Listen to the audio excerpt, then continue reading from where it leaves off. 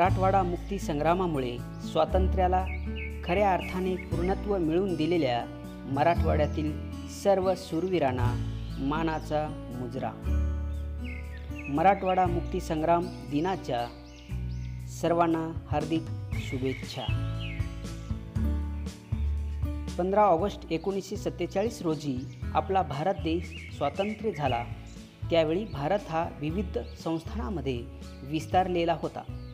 त्यामध्ये 565 संस्थानांपैकी 562 संस्थानांनी भारतात विलीन होण्याचा निर्णय घेतला, परंतु हैदराबाद, जुनागड आणि काश्मीर या संस्थानांनी स्वतःला वेगळे घोषित केले।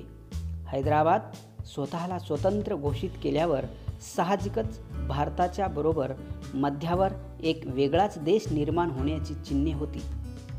म्हणजेच आपला भारत देश स्वतंत्र होऊनही काही भाग हा वेगळा होता, तो संस्थानाच्या अधिपत्याखाली येत होता। त्यातच हैदराबाद संस्थान हे एक होते। भारताच्या पोलीस कारवाईनंतर 17 सप्टेंबर 1948 रोजी हैदराबाद संस्थानांचे विलिनीकरण भारतात करण्यात आले। यामध्ये महाराष्ट्रातील मराठवाडा हा विभाग येतो आणि याच मराठवाड्यात 15 ऑगस्ट ऐवजी 17 सप्टेंबर रोजी स्वातंत्र्य मिळाले। या मराठवाडा मुक्ती संग्रामाला आज 72 वर्षे झाली। त्याचा आज 73वा वर्धापन दिन। त्या निमित्ताने मराठवाडा मुक्ती संग्राम दिनाची संपूर्ण माहिती पाहणार आहोत। सर्वप्रथम पार्श्वभूमी पाहूया। मराठवाडा हे भाषासूचक नाव असून त्याचा अर्थ मराठी भाषा बोलण्याचा भूप्रदेश असा होतो। पूर्वीच्या हैदराबाद संस्थानात बहुभाषिक भूभागांचा समावेश होता। त्या भूभागांना त्यांच्या बोलीभाषेवर ओळखण्याची पद्धत निर्माण झाली। त्यातूनच मराठवाडा, तेलंगणा, कर्नाटक असे भिन्न भाषिक प्रदेश आकारास आले। मराठवाड्याची कागदपत्रातील पहिली नोंद इसवी सन 1570 ते 1614च्या कालखंडात तारीखे फरिस्तामध्ये मराठवाडी अशी झाल्याची दिसून येते। निजामाचे पंतप्रधान सालार जंग पहिले यांनी 1870 मध्ये राज्याची नव्याने जिल्हाबंदी करून मराठी भाषिकांचा औरंगाबाद सुभा निर्माण केला व त्यास मराठवाडा असे नाव दिले। आज मराठवाडा महाराष्ट्राचा एक प्रादेशिक विभाग आहे। मराठवाड्याची भूमी संतांची पावनभूमी म्हणून ओळखली जाते। या भूमीतच आद्यकवी श्री मुकुंदराज, श्री चक्रधर स्वामी, ज्ञानेश्वर, गोरोबा काका, नामदेव, एकनाथ, जनाबाई यासारखे विश्ववंदी संत निर्माण झाले। या पावनभूमीतच संतांनी मानवी धर्माचा खरा अर्थ सांगितला। छत्रपती शिवाजी महाराजांचे घराणे वेरूळचे होय। 12 ज्योतिर्लिंगापैकी घृष्णेश्वर, वैजनाथ, नागनाथ हे 3 ज्योतिर्लिंगे मराठवाड्याच्या भूमीत विराजमान आहेत। महाराष्ट्राच्या कुलदैवतापैकी तुळजापूरची भवानी मराठवाड्यात आहे। ऐतिहासिक काळापासून महाराष्ट्राच्या सामाजिक आणि सांस्कृतिक जडणघडणीमध्ये मराठवाडा अग्रभागी होता।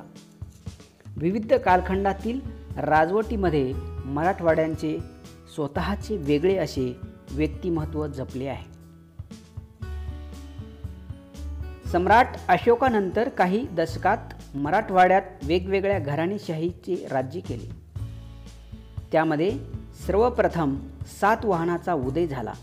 त्याला सातवाहन कालखंड म्हणतात। पैठण ही सातवाहनाची राजधानी होती। यांनी सुमारे 450 वर्षे राज्य केले। त्यानंतर वाकाटक कालखंड आला। त्यानंतर राष्ट्रकूट कालखंड 250 वर्षाचा होता। यादव काळ सुद्धा 200 वर्षाचा होता। सातवाहनानंतर हा परिसर आपल्या प्रभुत्वाखाली ठेवणारे यादव हे अखेरचे हिंदू राजघराणे होय। देवगिरी ही यादवांची राजधानी होती। यादव काळात धार्मिक क्षेत्रात क्रांतिकारक बदल झाले। महानुभाव, नाथपंथ, वारकरी, लिंगायत सुफी यांसारखे नवे धर्मपंथ उदयास आले होते. भक्ती हा सर्वांचा पाया होता, तरी प्रत्येकाच्या भक्ती उपासनेत काही अंशी तफावत होती. समाजाचे कर्मकांडातून सुटका करण्यासाठी स्वामी चक्रधर, संत ज्ञानेश्वर, महात्मा बसवेश्वर यांनी पराकाष्ठा केली. यादव काळात हेमाडपंथी मंदिराचा प्रकार लोकप्रिय झाला होता.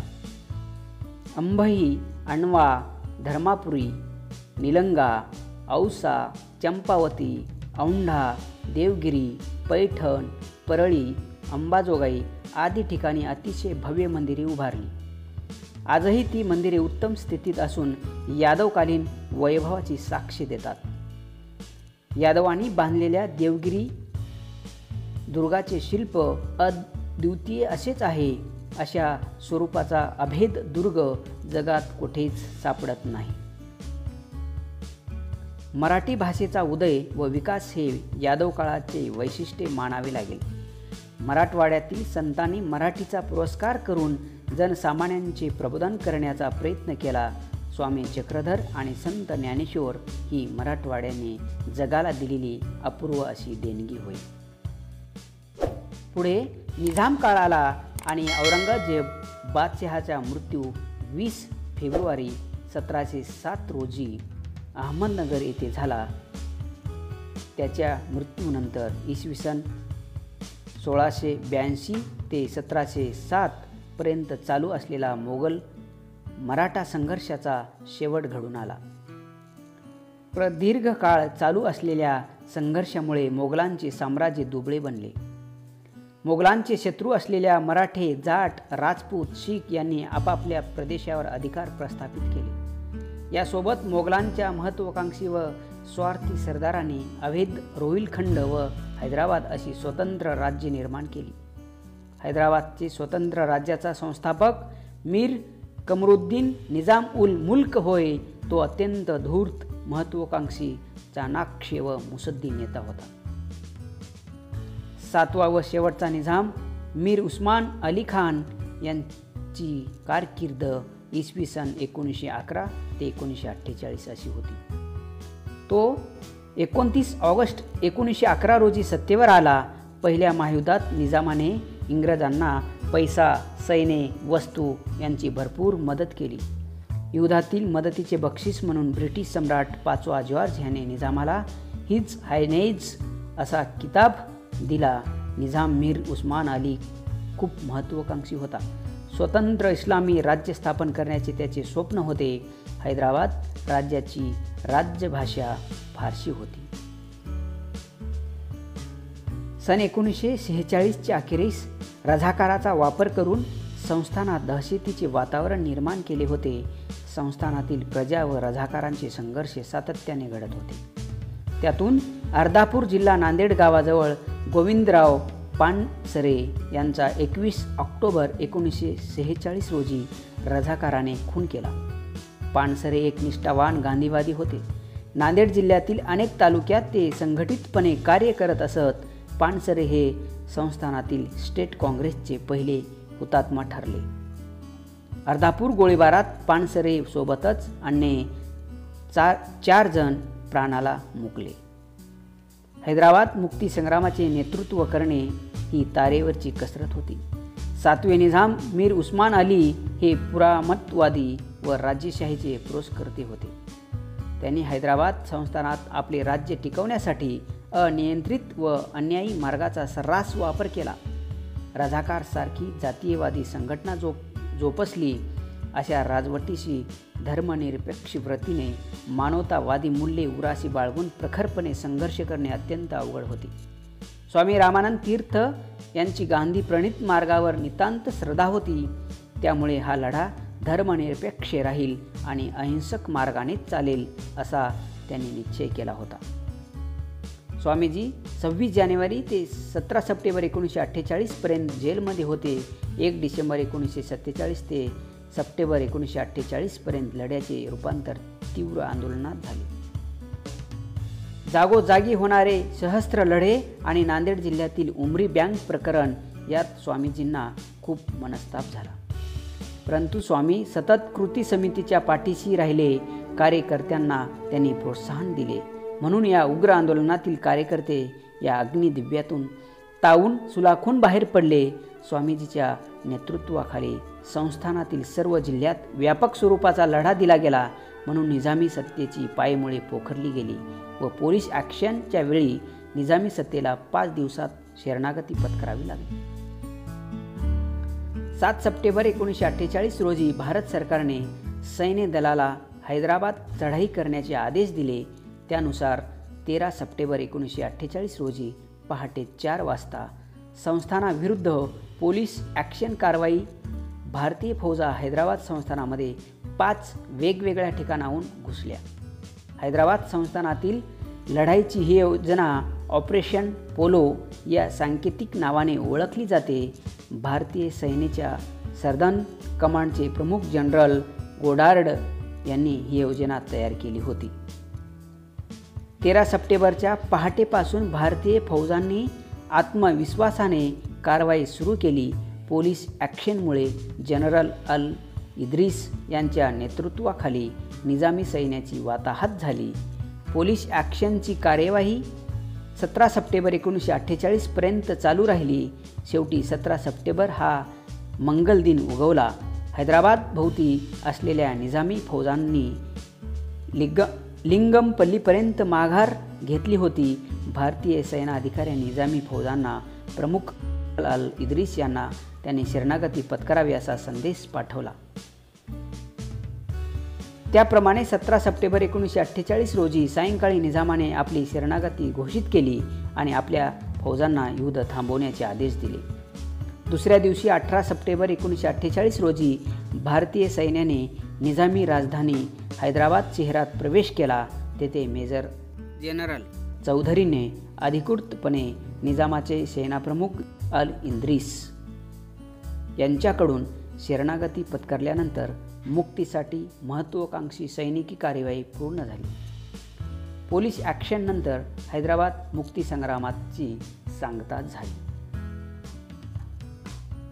हैदराबाद मुक्तीसंग्राम हा जनतेचा विराट सामर्थ्याचा आणि ध्येयधुंद अभूतपूर्व आणि असामान्य विजय समजला जातो. म्हणून 17 सप्टेंबर 1948 हाच खऱ्या अर्थाने मराठवाड्याचा मुक्तीदिन आणि भारतीय संघराज्यात सामील होण्याचा दिवस म्हणून साजरा केला जातो.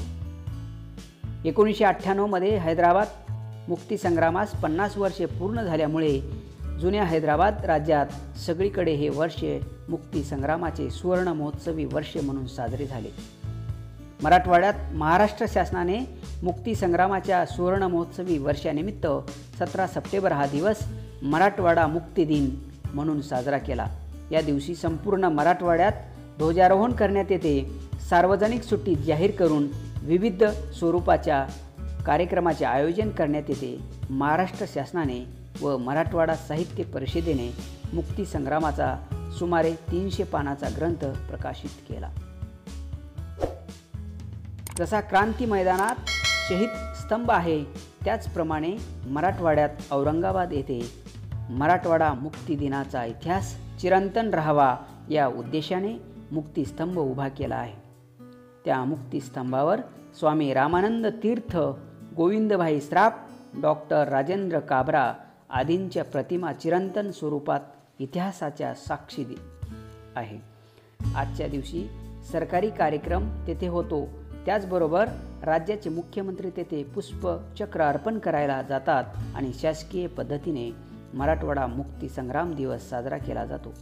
ज्या पद्धतीने आपल्यासाठी स्वतंत्रता दिवस महत्त्वाचा असतो तेवढाच मराठवाड्यातील लोकांसाठी मराठवाडा मुक्ती संग्राम दिन महत्त्वाचा आहे. या दिवसाला एक प्रकारे मराठवाड्यात अनन्यसाधारण महत्त्व आहे.